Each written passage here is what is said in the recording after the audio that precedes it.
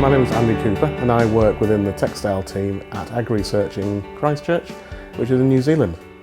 Today I'm going to talk through a presentation around the attributes of wool, why we should really consider using wool in our home and in our flooring. The beginning of the presentation will go over the beginnings of wool and man's use of wool, a bit of history about New Zealand, about where New Zealand is, and then we'll move into some of the more science-based issues around wool and how we can quantify the benefits of wool and, again, why we should use it in our homes. So in the beginning, wool has been around for thousands of years, and we have archaeological evidence that 4,000 years ago there were fantastic rugs being made within the Persian Empire. The oldest actual rug we have dates from around 4 BC, and that was found over in Russia. We've lived and benefited from wool for so long that it's a shame these days we see a rise of synthetics and the synthetic fibre taking over from wool. So before I go into the actual why we should use wool, the New Zealand wool story, I want to tell you a bit about that. So where is New Zealand? A lot of people these days do now know where New Zealand is, but if you look at this map here, you'll see a tiny speck on the bottom right hand side. That's the 2 islands that make up New Zealand. A little speck at the bottom of the world that produces the best wool in the world. Now New Zealand's made up of 2 islands, and it's called the North and the South Island, and they have quite a range of geography. The South Island has some flat plains, but also towering mountains which are capped in snow most of the year. These create different areas which are suitable for different types of animals, but sheep actually thrive in these areas because of the mixture of rainfall and sunshine. The North Island is slightly less mountainous, but again it's a beautiful rolling countryside with deep gorges and beautiful scenery. We've got a unique wildlife. New Zealand has evolved, as I said before, the bottom of the world. So we have some animals here that have been around for a long time. The tuatara lizard is actually found in fossil records. And we've got strange insects like the wekas and beautiful birds. And the bird we have on here is actually the tui. New Zealand isn't a large place. If you were to compare it with somewhere in America, you've got Colorado. It's about roughly the same size as New Zealand in terms of landmass. But in Colorado, you have 5.3 million people. That's just one state in America. In New Zealand, there's around 4.5 million people, but we do have 30 million sheep. The sheep in New Zealand was introduced very early on. The old breeds from England were brought across, but quickly found to be lacking, so new breeds were made by crossing, and we now have sheep which are specifically bred for their wool and for their meat. The most common of these would be the Romney sheep in New Zealand, and that's where the majority of the strong or the coarse wool we use in carpets comes from. So why do we produce so much wool in New Zealand? I mentioned the geography before, and being situated in the middle of an ocean means we have very changeable weather. And for the majority of the time we get a good mixture of sunshine, good growing conditions from a temperature point of view, and enough rain that grass grows very readily for the majority of the year.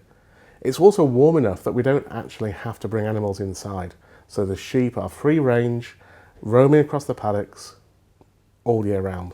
And these sheep produce some of the most beautiful wool in the world because of that.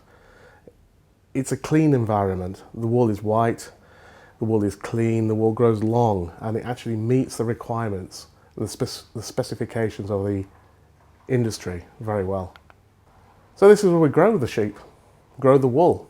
So an image like this with the mountains in the background is very common on the South Island. So you'll have the mountains with the flat plains underneath.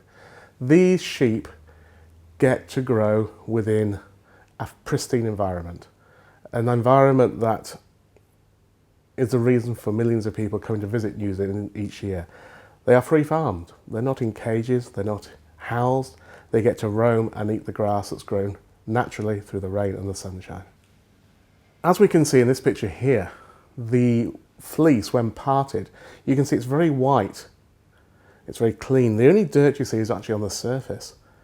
And this actually helps us from a product point of view later on in terms of being able to clean carpet made from wool. And I'll explain a bit more of that later. You'll also notice in this picture there's a waviness to the fleece or to the fibres, and that waviness is another key attribute as to why New Zealand wool is really the premium fibre for carpets. To remove the wool from the sheep, I want to dispel a few myths. We've heard before that the animal has to be killed. Some people believe that the sheep is killed to actually remove the fleece. This isn't true. And that they are badly handled, badly looked after. But again, far from the truth. The fleece is removed by using skilled shearers who over many years have developed techniques to quickly, efficiently remove the fibre from the animal. I've watched many sheep being shorn, and it's an interesting experience because you would expect the animal to be panicked, but by the way the shearers handle the animals, they lay back and allow the actual fleece to be removed from them. They're not panicked at all. Another reason why they're looked after is because purely they are the farmer's investment. There's capital in these sheep. They don't want to hurt the animals at all. So they're taken to the shearing sheds, the fleece is removed, and then they're released. The fibre then is taken away from the farm. It is washed in a process called scouring, and that's where we remove a lot of the dirt and the grease that we don't want in the fibre for the final product. It's then dyed to a colour that is required for the product on the floor, and then spun into yarn and put through machines, generally called tufting machines, which make the carpet. And that's what we see in the shops, and that's what we see on our floor. And while all this is happening, while we're converting all this fibre into the carpet, the sheep's back out in the fields munching away on the grass. So we've got a very unique, sustainable, closed-loop system for producing fibre. Very different from the oil-based fibres. Again, probably 6 months later, we'll shear the sheep again, and another lot of fibre will be available to take through for manufacture to carpets. At this stage, we could stop. We could stop telling the story about New Zealand wool because we've demonstrated the fact that New Zealand is placed in an ideal environment for growing grass.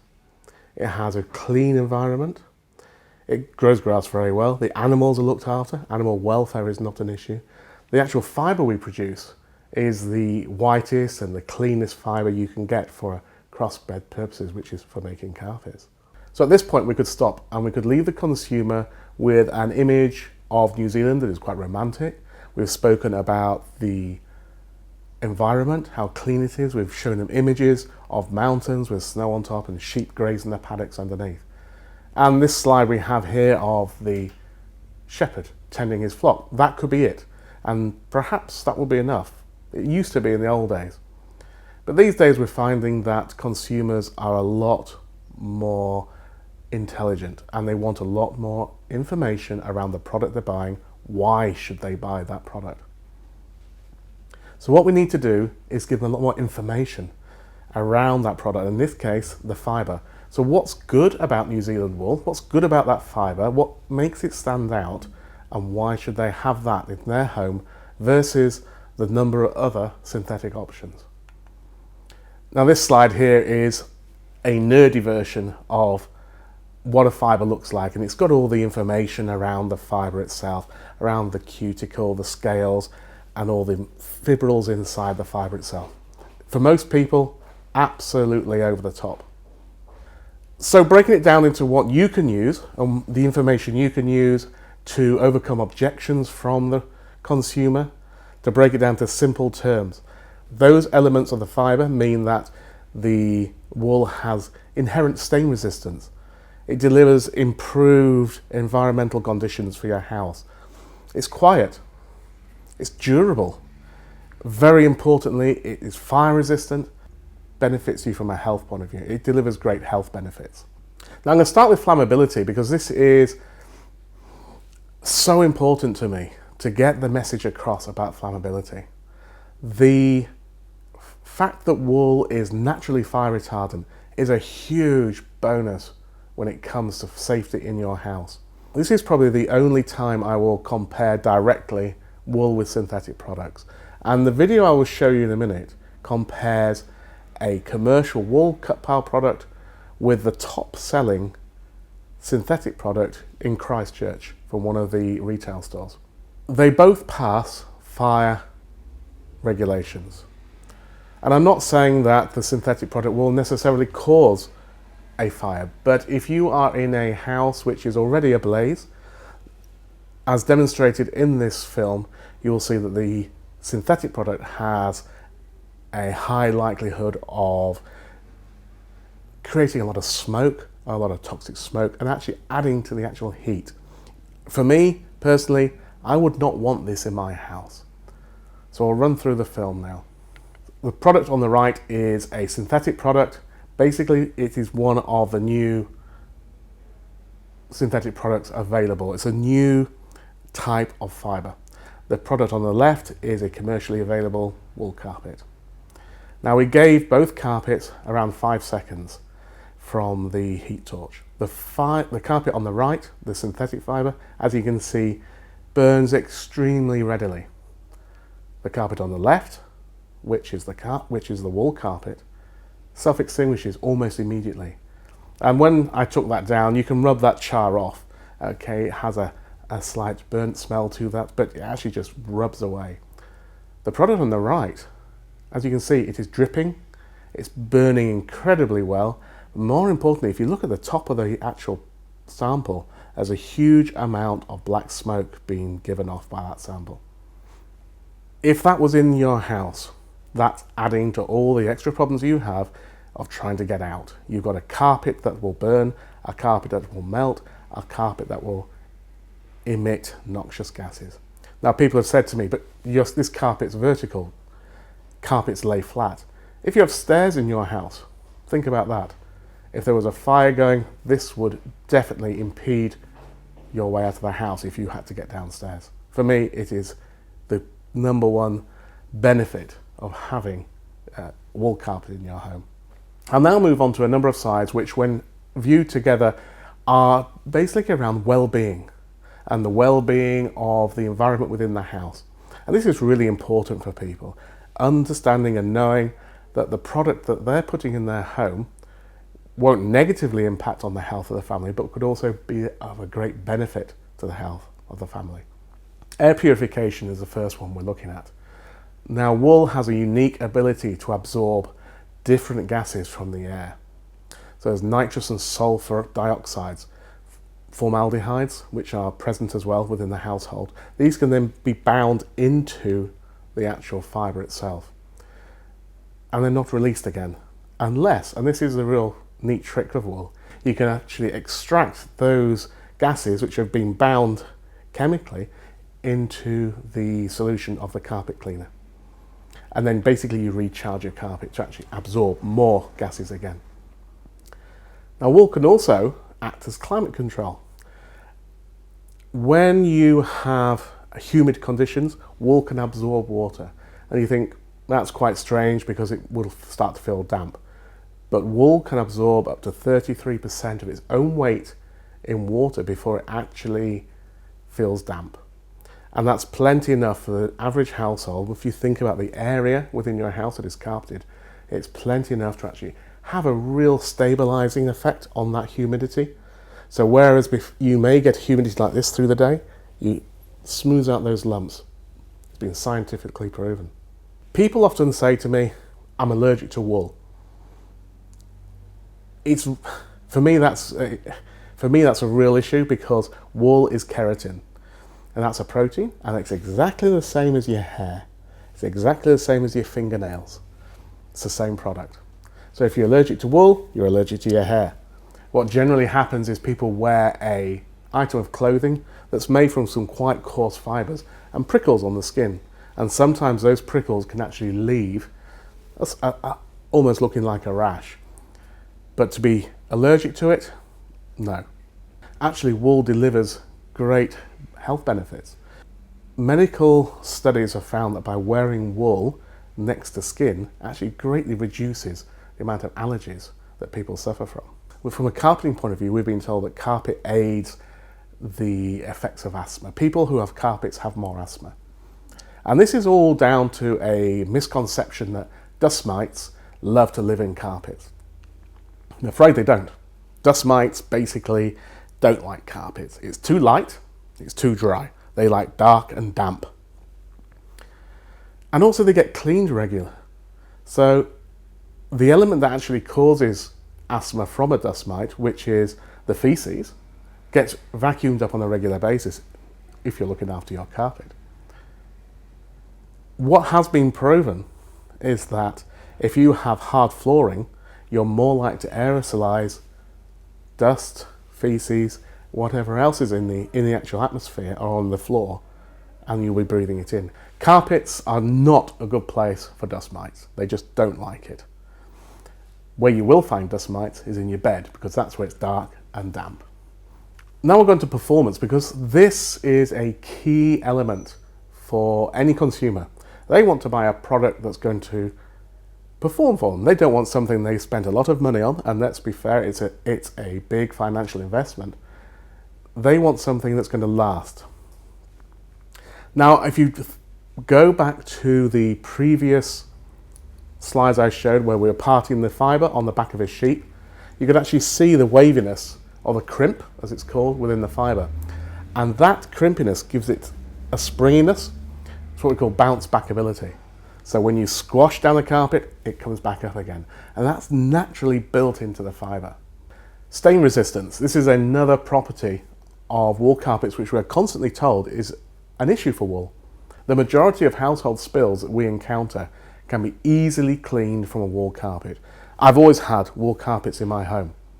I've spilt red wine on them, and you don't want to spill red wine because it's a waste, but you can clean up red wine very easily from carpet. My daughter recently kicked over nail varnish all over the carpet. Again, bit of patience, onto the job straight away, it cleans up. Anyone who has had wool carpets will attest to the fact they are easy to look after.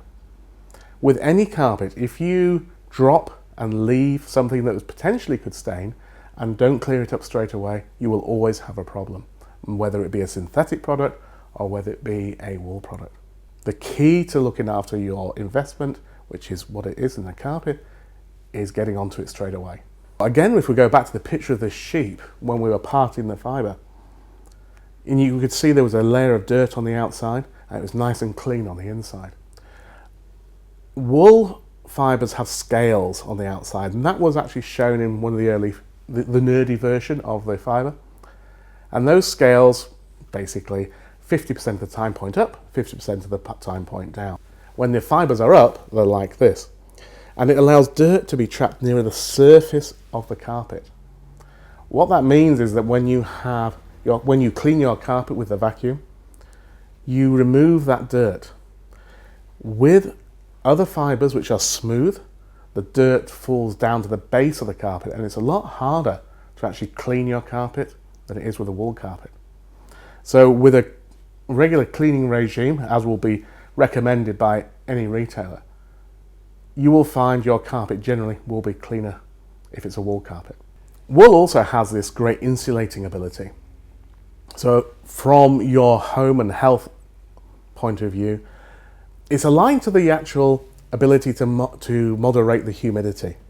So if you have high humidity in the day and low at night, what happens is the actual moisture which is taken in during the day is actually then released again at night. And this actually has the ability to stabilize some of those temperature variations too.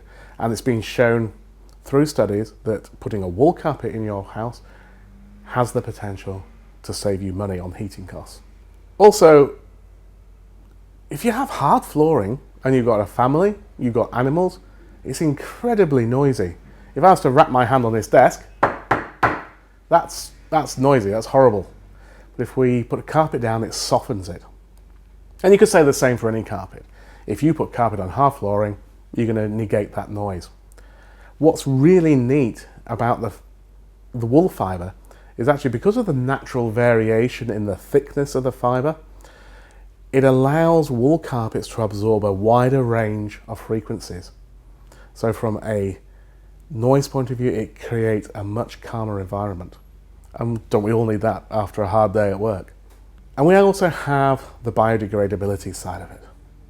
Wool is a natural product that can be removed from the carpet, can be buried back into the ground, and it will degrade. We've done studies ourselves which have shown if you put wool from carpets into the ground is actually fertilized, the grass grows much better once you've put that back in the ground. So you've got a complete cycle here. If you wanted to, you could take the wool fibre back to the field where the sheep was actually originally growing the wool from, bury it, encourage more grass growth, and you'll get that complete cycle of carpet back to fibre again. So there we have a raft of facts, scientifically backed facts around New Zealand wool. It is an amazing technical fibre that we could never reproduce. It has been developed, if you want to call it that, over millennia to look after the sheep. And all we're doing is we're just borrowing that technology for ourselves and putting it into our homes. And we've used that for thousands of years and we've understood that use. And it's time we got back to that knowledge base again around why it is such a great fibre. So what do we now know about the New Zealand wool fibre? Well, I've told you it's natural, and I've told you about the sustainability, that whole cycle that we could actually use. We could bury the fibre back into the ground again and it degrades. Wool fibre gives you an improved indoor air quality through various means. It's fire safe, very important. It will not burn. It gives you a soft handle. It feels beautiful under the hand. It's unique in its feel, yet it's durable. It has that bounce back ability we mentioned earlier. It's also stain resistant. Most stains you will be able to remove from a wool carpet. If you struggle yourself, a carpet cleaner generally will remove 90% of anything you drop on that carpet. It's insulating. It allows you to control that indoor air environment from a humidity and from a temperature point of view. Again, creating an atmosphere that's nice to live in. And that biodegradable story fits in beautifully with that whole image of New Zealand, clean and green. So what I've done now, I've given you the ammunition, I've given you the knowledge around wool. I've given you the story of New Zealand. What you've got to do now is take that, inform your consumers, handle those objections, sell those wool products, and let's get another generation of people understanding, appreciating and benefiting from using New Zealand wool carpets.